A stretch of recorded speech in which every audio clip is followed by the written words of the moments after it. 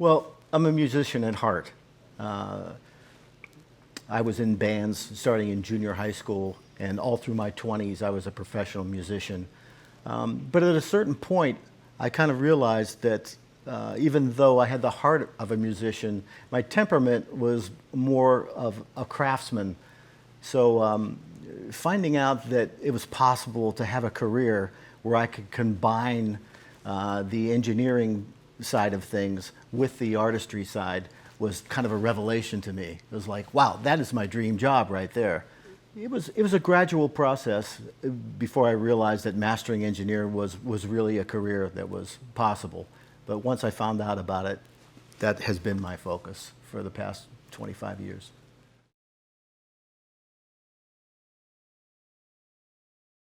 I like the sound of analog gear, especially tube gear. And most of the projects that come to me these days are in digital formats. Maybe it'll be a 96K 24-bit WAV file. So the first order of business is to get that into the analog realm.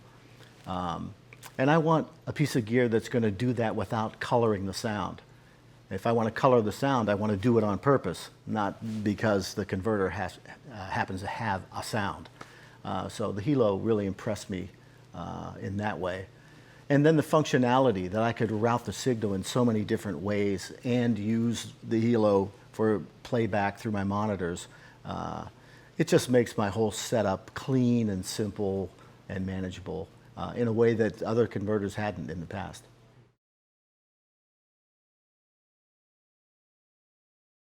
I started thinking about upgrading my converters. So I did a fair amount of research like anybody would do. I went online and I started to see what people were saying about various converters. And then what I did was I managed to get 4 of my top contenders into the room at one time, and I did some serious A/B listening tests. And that's when I realized that the Hilo was the one I needed. It's the one that was the most truthful. You know, the source going in sounded like the source coming out, and that's really what I want from a converter.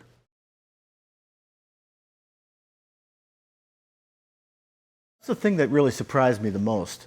I'm used to working with pro converters, and usually what they do is, you put an AES signal in and you get analog signal out, and that's what they do, and they do a great job at it. But this box packed in a lot more functionality. You're able to use Thunderbolt and optical ins. You're able to route the signal in any number of ways, and you're even able to use this as your monitor out to your speakers. So that was a surprising amount of functionality that I hadn't seen in another box before. So that actually kind of surprised me and blew me away.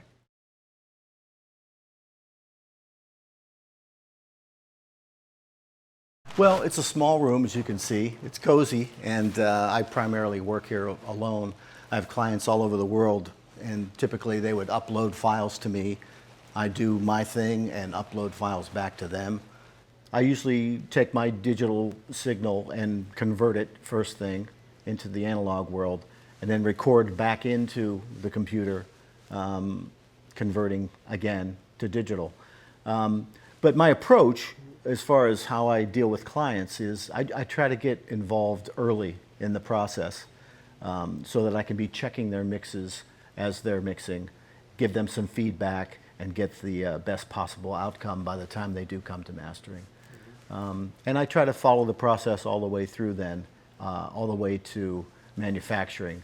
In most cases, I'll upload the master directly to the manufacturer.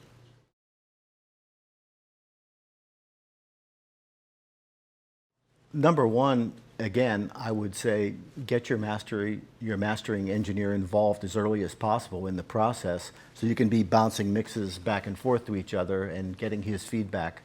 But aside from that, the obvious thing is mix until you love it and listen to your mix in various environments, your car, your house, your studio, whatever, so you get a good picture of how it's going to translate in the real world.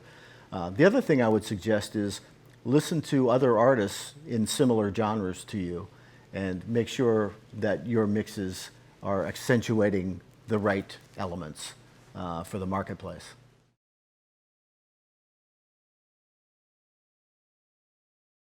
Well, Hilo helps me get the most pristine conversion I can to and from the analog world and the digital world. That's a pretty important part of my toolkit.